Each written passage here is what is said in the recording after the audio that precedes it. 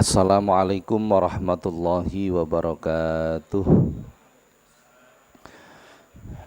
Bismillah, alhamdulillah, assalatu wassalamu ala rasulillahi la hawla wa la quwata illa billah wa ba'du.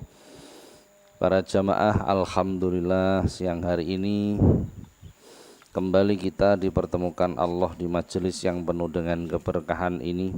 Mudah-mudahan setiap aktivitas kita senantiasa dicatat oleh Allah sebagai amal soleh. Amin, Allahumma amin. Para jamaah, kita lanjutkan kajian kita pada pertemuan yang lalu tentang puasa, betul nih? Sampai apa kemarin pembahasannya itu? Kesunahan berpuasa, sudah nih? Seingat saya sampai situ ya. Jadi sunnah-sunnah di dalam pelaksanaan puasa. Baik, sekarang kita lanjutkan tentang kemakruhan di dalam berpuasa. Jadi yang dimaksud ini puasa secara umum, bukan puasa Ramadan saja maksudnya. Ini termasuk puasa-puasa yang berhukum sunnah. Ini ada beberapa yang disunahkan, perbuatan puasanya itu disunahkan, ada yang perbuatan yang dilakukan ketika berpuasa itu menjadi makruh. Apa saja yang dimakruhkan ketika kita berpuasa? Di antaranya yang pertama adalah berkumur dan menghisap air secara berlebihan. Jadi berkumur ketika berpuasa itu hukumnya makruh. Kemudian kita kembangkan bagaimana halnya ketika kita berwudu. Wudu itu berkumur ketika wudu hukumnya apa? Berkumur ketika berwudu hukumnya apa? Sunnah, bukan wajib. Jadi seandainya ditinggalkan tidak menjadi masalah. Kemudian berkumur ketika berpuasa hukumnya apa? Makruh. Nah, bagaimana menyikapi hal seperti ini? Karena dalam banyak hal nanti kita akan bertemu hal seperti ini, pasti nanti. Kaitannya dengan fikih itu pasti bertemu dengan hal-hal yang seperti ini. Maka kemudian dalam kitab I'anatul Thalibin itu diterangkan ketika kita menjalankan ibadah puasa, berkumur ketika berwudu. Jadi berkumur ketika berwudu yang dibahas bukan gak ono gawene terus kemu dewe. Nah itu kan beda urusan ya. Enggak ada sebab itu kan.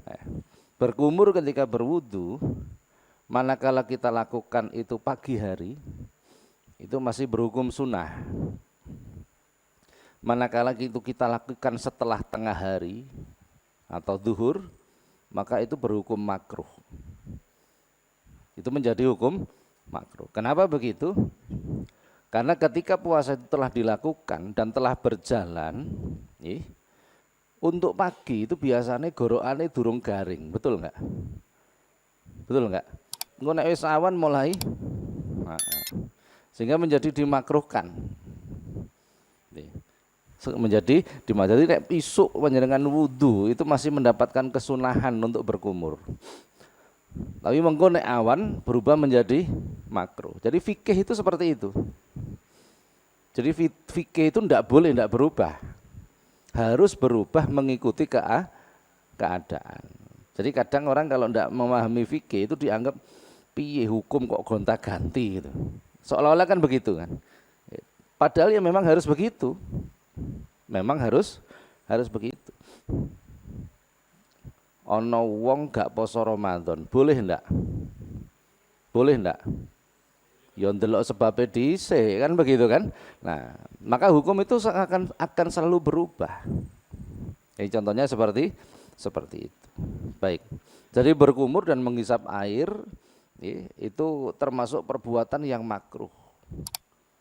Tapi ketika pagi kita berwudu, berkumur, Lah kok pas wudu itu kemune ping 7. Ya itu kan berlebihan juga gitu nggih. Itu menjadi makruh. Contohnya seperti itu. Yang kedua, mencicipi makanan kecuali dengan kepentingan tertentu. Itu hukumnya makruh. Makruh loh, nggak sampai membatalkan puasa. Di panjenengan kok poso ngicipi makanan itu boleh, nggak sampai membatalkan puasa. Sing penting apa sih penting? Sing penting nggak ditelan. Sekedar merasakan terus dibuang, ya tambah gak enak nemen itu. Betul kan? Ya tambah gak enak nemen kan begitu kan? Nah, terutama ibu-ibu ini, jadi nek masakno bojone gitu kan, maksudnya begitu maksudnya. Itu namanya indal hajah, ketika mempunyai kepentingan. Iki masakno keluargaku. Poso rek bukone tak gaekno sing. Nah, gitu kan maksudnya iki. Nek bukone kok dimasakno kasinen kan mengecewakan. Wis wetenge luwe kok kasinen pisan. Begitu. Boleh. Jadi mencicipi makanan itu pekerjaan yang makruh kecuali dengan kepentingan tertentu, maka tidak menjadi hukum makruh. Lah kok panjenengan iki sore-sore bojone masak, teko-teko mulai kerja neng pawon, lha apa Bu? Masak. Saya tak icipane cocok apa gak? Lah iku berarti ndak ono urusane, ngoten lho nggih. Nah, itu maka berhukum makruh. Wis biasane sing masak bojone waya poso kok dheke sing ngicip-icip kan. Itu kan berkepentingan nih. Sudah. Yang ketiga, melakukan hijamah, berbekam, cara Jawane cantuk ketika puasa. Itu tidak membatalkan, tetapi berhukum makruh. Ini maksudnya ketika dilakukan siang hari loh, siang hari ketika berpuasa, maka itu berhukum makruh. Baik. Yang keempat, berciuman dengan istri. Loh masih bojone dhewe, betul kan? Ketika berpuasa itu bisa menjadi makruh. Jadi nek ambek bojone dhewe ketika puasa ya ditahan lah. Memang ada perbedaan memang. Ya selama itu tidak berlebihan. Ya, berciuman yang dimaksud ini berciuman yang apa ya? Yang menjadi muqaddimah untuk berhubungan gitu maksudnya, nggih. Maksudnya begitu, bukan nek berangkat terus aku budal kerja, bukan itu yang dimaksud. Ya, bukan itu yang dimaksud. Nah, memang beda. Jadi kok ana wong durung rabi, iki nek nyekel wong wedok sing bukan muhrim itu mendapatkan dosa, kan begitu kan? Engko nek wis nikah niku nyekel tok ndemok iku wis oleh ganjaran. Jadi kelebihannya begitu. Jadi mengumpulkan pahala bagi orang yang sudah berkeluarga itu begitu mudah. Sampeyan kok ndemok bojone dhewe, duduk bojone tanggane lho ya. Bojone dhewe nyekel itu sudah berpahala. Makanya sing sering-sering jadi bolak-balik dicekeli ya bojone begitu. Itu sudah mengumpulkan. Lah iya memang begitu, keterangannya seperti itu. Tapi anehnya terkadang nek dadi bojone dhewe terus gak patek gelem. Ya nek sik setahun 2 tahun dicekeli ae, nek wis 15 tahun wis gak patek gelem. Bojone ya ngono dicekeli terus risih kadang ya. Aneh kan? Padahal itu ladang pahala kita itu. Ladang pahala kita nggih. Berarti Pak. Nek bojone tambah akeh ganjarane tambah akeh. Ya pasti itu. Mari nyekel kene nyekel sing kene ya. Tapi ya masalahnya ya tambah akeh kan begitu kan. Jadi sesuai itu. Pahalanya menjadi semakin banyak, masalahnya tambah banyak. Yang penting kuat ngono wae. Tapi ndelok potongane sampean koyo gak kuat iki. Begitu ya. Yang kelima, bersiwak setelah tergelincirnya matahari. Itu hukumnya makruh. Bersiwak itu sunnah, betul kan? Jadi kesunahan siwak itu tidak hanya sebelum sholat loh. Tidak hanya itu. Siwak itu kesunahannya banyak. Maka siwak itu tidak bisa disamakan dengan sikat gigi. Tidak sama. Nih. Dalam kitab Tangqiqul Qaul itu diterangkan kesunahan bersiwak itu menjelang tidur, bangun tidur, mau bepergian, pulang bepergian, mau makan, setelah makan, mau sholat, mau baca Quran, mau kumpul dengan istri, mau berzikir. Ini sunnah bersiwak. Lah nek ini dimaknani sikat gigi lah ya protol no untumu. Betul nggak? Lah berapa kali kita gosok gigi kan begitu kan? Nah, maka siwak itu tetap tidak bisa sama dengan gosok gigi, dengan sikat gigi, tidak bisa. Tetap berbeda. Lah bersiwak ketika telah tergelincirnya matahari itu berhukum makruh. Tergelincir matahari itu jam segini nih. Ketika berpuasa itu berhukum makruh. Nah isu masih berhukum sunnah. Jadi ini macam-macam kemakruhan di dalam berpuasa. Sampai sini barangkali ada yang perlu ditanyakan sebelum kita menginjak materi berikutnya tentang kemakruhan di dalam puasa. Monggo, ada yang ditanyakan? Insya Allah ini sudah paham semualah untuk kemakruhan ini. Baik, kita lanjutkan hal-hal yang membatalkan puasa. Hal-hal yang bisa membatalkan puasa. Puasanya, bukan pahalanya, beda nih. Puasanya yang batal, bukan pahala puasanya yang batal. Apa yang membatalkan puasa? Satu, bersutubuh ketika siang hari. Jelas ini, bersetubuh dengan istrinya saja membatalkan puasa, apa meneh gak karo bojone, ini ketambah karena karo-karuan ya. Sudah. Yang kedua, muntah secara sengaja. Jadi kalau mual kudu muntah ra iso muntah terus dimuntah itu menjadi batal. Manakala tidak dengan kesengajaan maka otomatis tidak menjadi batal. Selanjutnya, memasukkan satu benda ke rongga badan dengan sengaja. Memasukkan satu benda ke rongga badan, bukan lobang badan. Kalau rongga itu bagian dari lobang, kan begitu kan? Berarti dalam kalimat ini terkandung di dalamnya termasuk injeksi. Apa injeksi? Suntik. Dengan sengaja. Ya otomatis ketika siang hari nek bengi kan tidak menjadi soal kan begitu kan. Nah, memasukkan apa termasuk pakai tetes mata, mata, termasuk pakai tetes telinga, termasuk itu membatalkan puasa. Yang kelima, menuangkan obat pada kubul atau dubur. Kubul itu depan, dubur itu belakang. Kan ada obat yang dari dubur kan ada nih. Nah, untuk menurunkan panas biasanya itu juga tidak diperkenankan. Walaupun itu bukan lubang pemasukan, tapi lubang pengeluaran kan begitu kan, tetap tidak boleh hukumnya. Tetap tidak boleh. Baik. Yang selanjutnya bagi seorang perempuan terhalang karena haid. Nah, maka ini otomatis tidak boleh melakukan puasa. Maksa poso malah gak oleh ganjaran, malah dosa kan begitu kan? Eman aku wis kadung poso, tiba maghrib kurang 5 menit. Maghrib kurang 5 menit ternyata haid. Ya tetap utang. Alah kurang titik mosok pangeran lak yo ngerti wong kurang titik 5 menit tak delok kurang enggak begitu, fikih itu enggak begitu. Ya tetap tidak bisa. Selanjutnya nifas.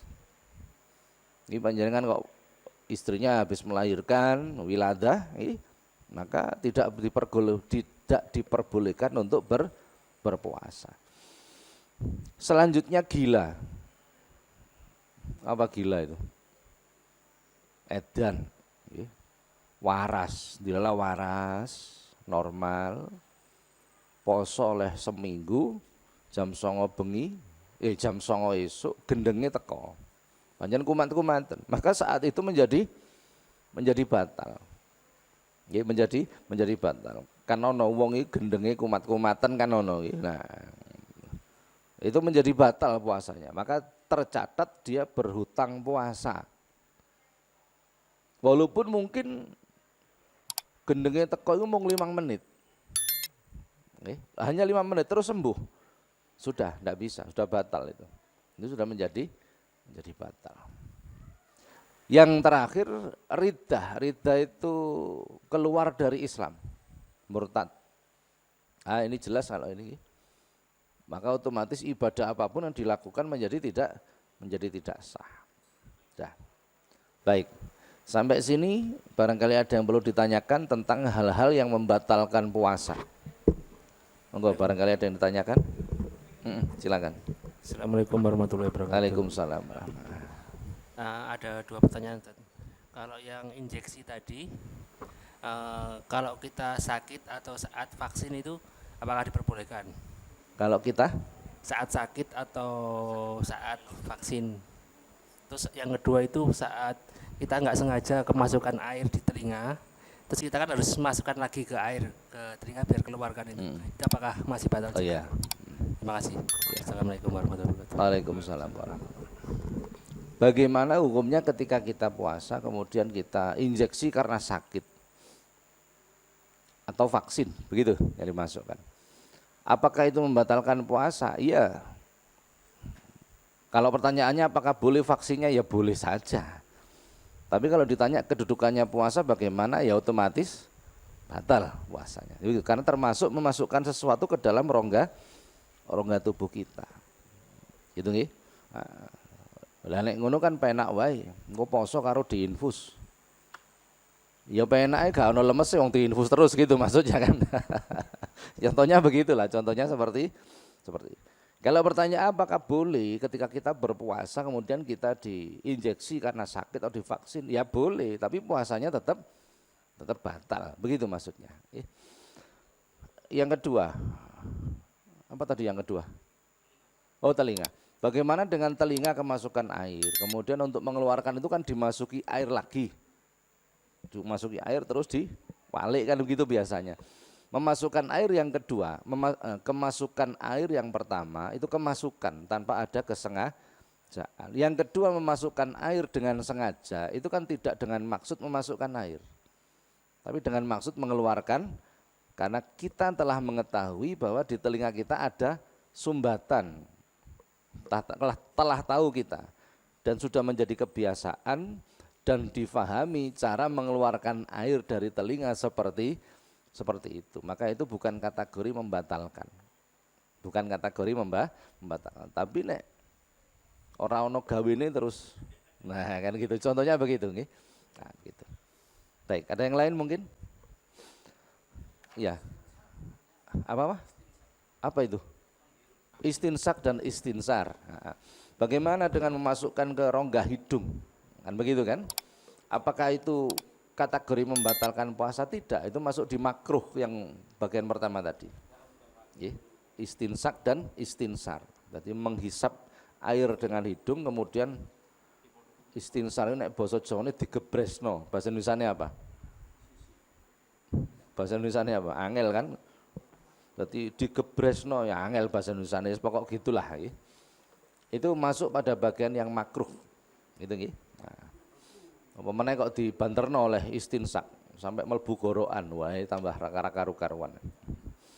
Baik, itu hal-hal yang membatalkan puasa. Yang membatalkan pahala puasa itu beda urusan. Jadi panjenengan poso tapi jam 09.00 esuk waktu ketemu konco ngerasani tonggo, ini puasanya tetap sah, tetapi pahalanya menjadi batal. Ini yang harus dipahami. Jadi nek ana koncone, "Wah, kowe iki poso-poso ngrasani kancamu. Percuma olehmu poso." Oh, ndak percuma. Jangan dibatalkan, tetap puasa saja. Tetap puasa saja, puasanya tetap sah. tetapi tidak mendapatkan pahalanya puasa. Jadi enggak ada yang percuma. Nek dibatalno posone mengko duwe kewajiban nyaur utang poso kan begitu kan. Kalau ini tadi enggak wajib nyaur utang.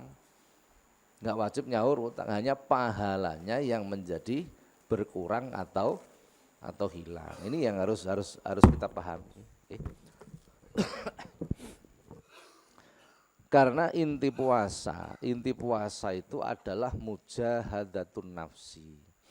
Jadi pernah Rasulullah itu baru pulang ke Madinah dengan para sahabat habis perang besar, perang Badar waktu itu. Baru masuk Madinah Rasulullah mengatakan kharajna min jihadil asghar ila jihadil akbar. Kita baru saja selesai perang kecil, sebentar lagi kita akan menghadapi perang yang besar. Para sahabat itu belum hilang kesele, Rasulullah sudah mengatakan begitu. Qila wa ma jihadul akbar ya Rasulullah, apa yang kau maksud dengan perang besar itu? Rasulullah mengatakan jihadun nafsi, perang melawan nafsu. Karena saat itu menjelang masuknya bulan Ramadan. Jadi esensi puasa itu sebenarnya berperang melawan nafsu. Tidak hanya sekedar menahan haus dan lapar. Ini yang harus kita ketahui. Jadi ada bagian yang menjelaskan tentang sah atau batalnya puasa, perbuatan puasanya. Ada bagian yang menjelaskan tentang pahala puasa dan apa-apa yang menghilangkan pahala puasa. Ini beda. Jadi yang kita bahas ini fikih puasa. Fikih puasa, bukan bagian yang menyangkut dengan pahala puasa. Gitu. Baik. Kita lanjutkan. Sebab-sebab diperbolehkannya seseorang berbuka puasa. Maksudnya di sini mokel, gak poso. Apa saja hal yang diperbolehkan bagi seseorang untuk tidak berpuasa? Maksudnya poso Ramadan ini, maksudnya poso Ramadan. Yang pertama adalah ketika seseorang itu melakukan safar, perjalanan. Yang dalam perjalanan itu lebih dari satu marhalah atau diperbolehkannya seseorang untuk melakukan menjamak qashar sholat. Berarti sekitar 80 km. Maka pada saat itu seandainya masuk di bulan Ramadan dia boleh untuk tidak berpuasa, boleh. Jadi kira-kira Surabaya mana itu ya? Surabaya Nganjuk atau Kediri kurang lebih lah. Itu sampean nggak poso boleh, tapi ya tetap kudu nyaur utang. Jadi arti boleh nggak berpuasa Ramadan itu bukan berarti kok terus bebas, nggak begitu. Tapi tetap faidatum min ayyamin ukhor, mengganti di hari yang lain. Tapi boleh nggak puasa. Beda dengan sampean tengok-tengok neng omah terus gak poso. Itu nggak boleh, karena nggak boleh maka dia menjadi dosa. Tidak hanya sekedar nyaur utang tapi berdosa, gitu maksudnya. Tapi nek panjenengan safar yang memenuhi syarat ini tadi kemudian tidak berpuasa, boleh dan tidak berdosa, walaupun tetap nyaur utang poso. Tapi nek ora terjadi begini, tengok-tengok neng omah, tidak ada alasan yang memperbolehkan, itu nggih, maka berdosa. Tidak hanya mengganti puasa tapi juga berdosa. Gitu maksudnya seperti itu. Yang kedua, karena sakit yang menyebabkan kerusakan fisik. Panjenengan sakit nang rumah sakit, nek poso menurut medis menjadikan ndak sembuh-sembuh, maka boleh tidak puasa. Tapi ya tetap nyaur utang, tetap nih. Kalau sakit ya Pak, loro apa kowe? Loro panu. Lah iya kan ndak ada hubungannya dengan puasa itu. Masih sampean poso bendino, iya enggak terus ndadekke panune tambah nemen, kan enggak begitu, nggih. Jadi puasa sakit yang ketika berpuasa menjadikan sakitnya ini semakin lama sembuh atau semakin parah. Maka boleh orang itu untuk tidak berpuasa. Tapi ya tetap nanti nyaur utang. Yang ketiga hamil. Bagi orang hamil itu boleh tidak puasa? Boleh. Tapi tetap nyaur utang. Ya. Yang keempat menyusui. Oh, bagi ibu menyusui boleh tidak puasa. Artinya seandainya puasa itu bagus, seandainya tidak berpuasa dia tidak berdosa. Bagi ibu hamil, ibu menyusui boleh. Yang nomor selanjutnya lansia, wong wis tuwa, wong sepuh, karena tidak mempunyai kekuatan untuk berpuasa, maka boleh dia tidak berpuasa. Yang terakhir, keadaan lapar ataupun haus yang manakala dibiarkan menjadikan kerusakan fisik. Menjadikan kerusakan fisik. Dilala pas posoan, gentengnya bocor, dandani genteng. Contohnya begitu. Wis panas neng dhuwur, mentur-mentur neng dhuwur. Begitu munggah sak jam neng dhuwur terus gemeter, ngejer. Nah, contohnya seperti itulah. Nah, ini kalau nggak dibatalkan nanti semakin rusak fisiknya, loro gitu. Contohnya begitu. Maka boleh menjadi tidak berdosa. Tapi ya tetap nyaur utang. Baik, sampai sini barangkali ada yang ditanyakan tentang apa-apa yang menjadikan seseorang diperbolehkan untuk berbuka puasa. Ada? Izin tanya Nah, Ustaz. silakan. Terkait yang ini tadi Ustadz yang apa wanita hamil dan menyusui kan itu boleh nggak berpuasa gitu tapi diganti gitu ya. Tapi Diganti puasanya di setelah Ramadan gitu ya. Nah, cuman ada yang saya bingung itu ada hadis yang bilang diganti dengan memberi makan orang miskin gitu. Apakah cukup dengan mengganti atau memberi makan itu dua-duanya atau salah satu itu yang dikerjain yang mana? ya, itu sebenarnya bab berikutnya itu. Tapi tidak apa-apa, sudah ditanyakan. Jadi itu pada bagian cara mengkodok puasa. Mengkodok itu mengganti. Cara mengganti puasa. Baik. Cara mengkodok puasa yang ditinggalkan adalah pertama, mengkodok tanpa membayar kafarot. Kafarot itu denda. Jadi mamane jenengan raposo 3 dino. Nanti di lain hari barioyo nyaur utang poso 3 dino. Itu namanya mengkodok tanpa membayar kafarot, tanpa ada denda, Maksudnya begitu. Hal ini berlaku bagi orang yang sakit, pertama. Yang kedua bagi orang yang safar, bepergian.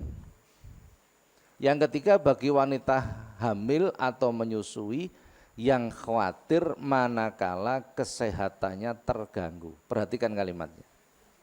Jadi kalau ada ibu-ibu hamil atau menyusui, gak poso yu, ndak aku, wingi tak coba poso gak kuat aku, gemeter, berarti khawatir keadaan dirinya. Maka dia diperbolehkan mengkodok puasa di lain waktu, tidak berkewajiban membayar kafarot, membayar denda, tidak wajib, hanya mengganti dengan puasa. Cara yang kedua, mengkodok serta membayar kafarot. Yo mengganti puasa, yo membayar denda. Hal ini berlaku bagi wanita hamil atau menyusui yang mengkhawatirkan anaknya. Beda. Jadi yang pertama tadi mengkhawatirkan dirinya. Kalau mengkhawatirkan anaknya atau janinnya, gak poso yu, ndak aku khawatir anakku. Maka dia wajib mengganti puasa dan wajib membayar kafarot 2, bukan 1. Tapi menjadi 2. Kafarotnya berapa? Memberi makan 1 mud kepada orang fakir miskin. Selain fakir miskin tidak boleh.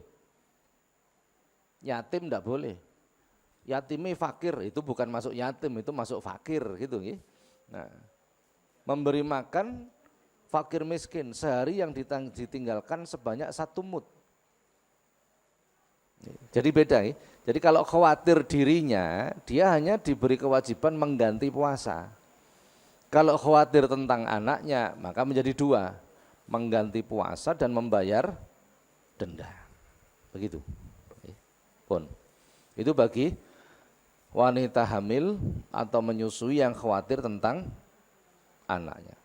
Adapun untuk orang yang melakukan hubungan badan di siang hari pada bulan Ramadan, ini biasanya manten anyar, ini manten lawas koyo ega lah, manten anyar.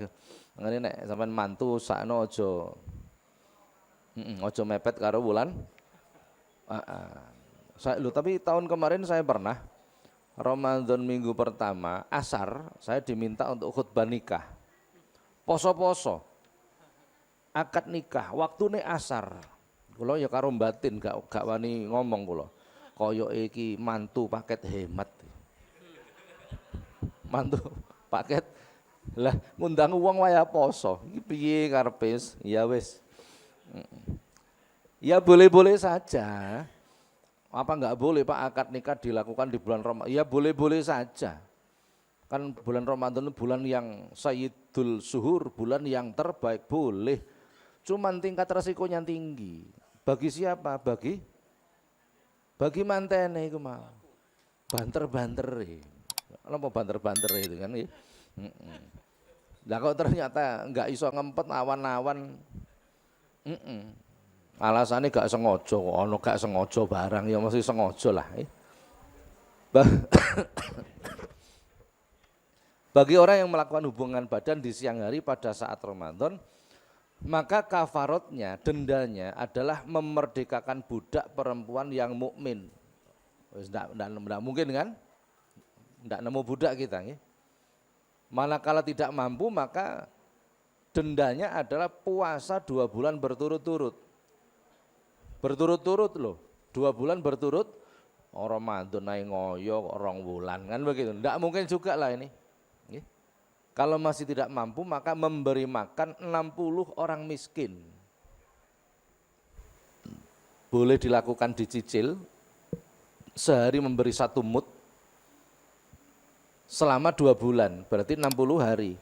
Kan podo, sama dengan 60 fakir miskin, kan begitu kan? Sama. Jadi memberi makan 60 fakir miskin, setiap fakir miskin 1 mud. 1 mud itu 6 on. 6 on. Nah, itu kafaratnya begitu.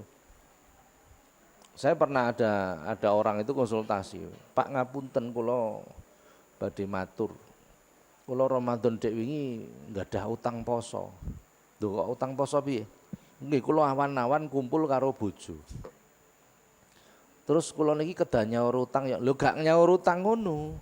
Nek urusan nyaur utang poso pasti, tapi kafaratnya yang penting.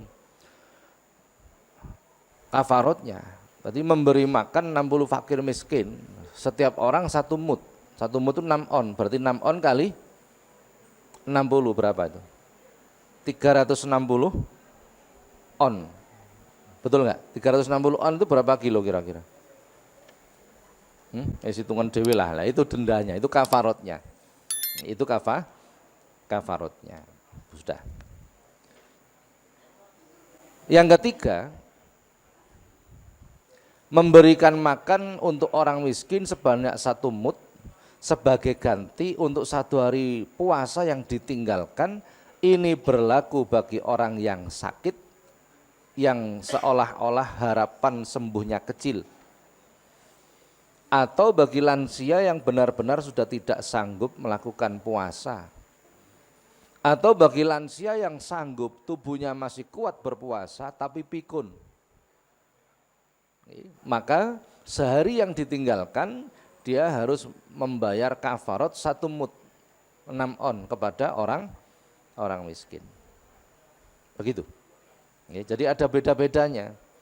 Kalau meninggalkan puasa karena sakit atau lansia atau pikun, maka seharinya membayar 1 mud. Seharinya 1 mud. Nek kumpul bojo, bojone dhewe, dudu bojone wong liya nggih, siji urusan itu nanti nggih. Bojone dhewe, maka dia tetap harus membayar puasa tapi kena denda. Dendanya 2 bulan berturut-turut. berarti 60 hari, seharinya 1 mud, kan begitu ngitungnya kan. Nah, berarti 60 mud atau untuk 60 fakir, dan ini harus diberikan fakir miskin. Selain fakir miskin tidak boleh menerima, tidak boleh. Ini pernah nih di masjid saya itu, suatu ketika itu panitia itu menerima fidyah.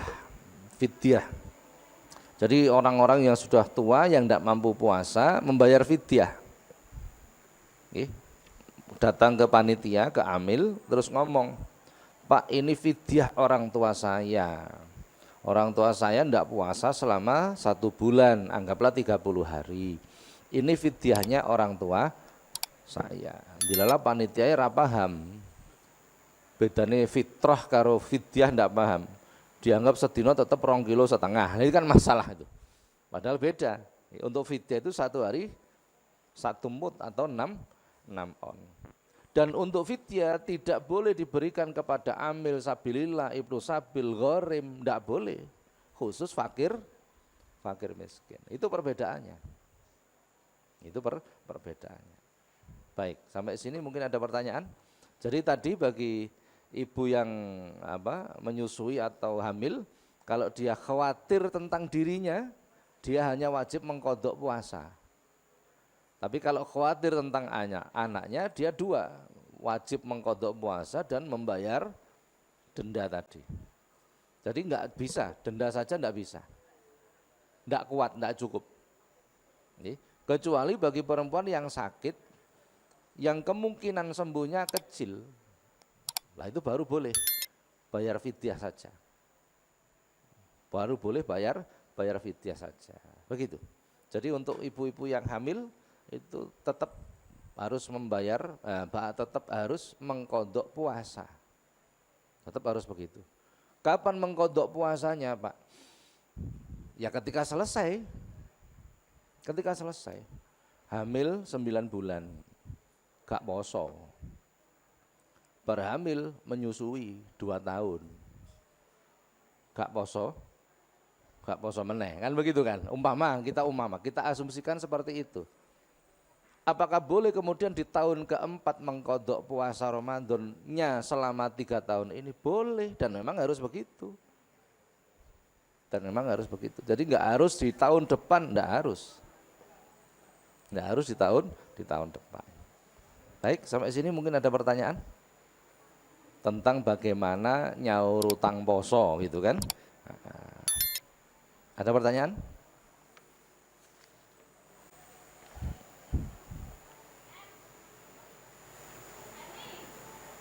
Sampun? Insya Allah nek lanang-lanang ngono gak patek duwe utang poso. Sregep-sregep posone gitu ya. Insya Allah begitulah. Sudah, ini para jamaah yang bisa kami sampaikan tentang puasa. Insya Allah kita lanjutkan kajian kita pertemuan yang akan datang. Dan mudah-mudahan manfaat. Al-Fatihah.